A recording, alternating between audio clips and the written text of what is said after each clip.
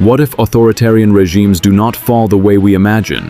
What if, at the decisive moment, the men of the system remain prisoners of the system? This is the central question raised in The Jerusalem Strategic Tribune by Fleischman, professor of sociology at Palm Beach State College and co-founder of the Palm Beach Center for Democracy. His analysis begins with a troubling revelation. According to the New York Times, former Iranian President Mahmoud Ahmadinejad was allegedly approached by the United States and Israel to assume power if the Iranian regime collapsed. The idea seemed bold. Ahmadinejad was no longer in good standing in Tehran.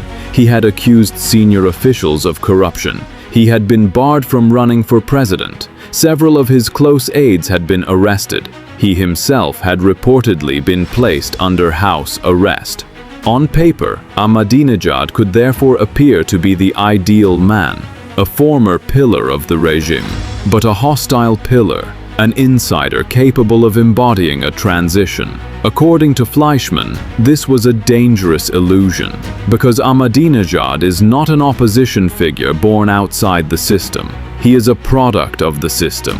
He emerged from the revolutionary universe that shaped the Islamic Republic after 1979.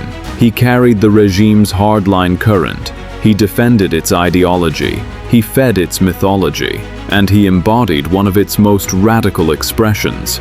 To imagine that such a man could become the instrument of a transition supported by Washington and Israel was to confuse personal resentment with ideological rupture.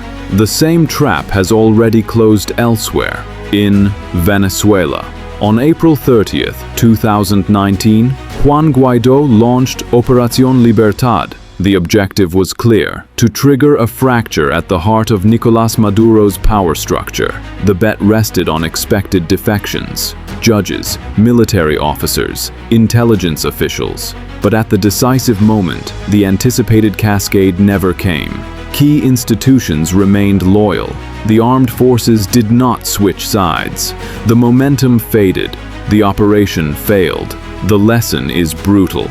In authoritarian regimes, insiders are not always agents of change. They may deceive, they may negotiate, they may hesitate, they may be afraid, but above all, they often remain shaped by the very apparatus that produced them. Power elevated them. Power protected them. Power still holds them. That is why transitions imagined from the outside so often collide with reality. They overestimate personal ambition. They underestimate ideological loyalty. They mistake cracks for collapse.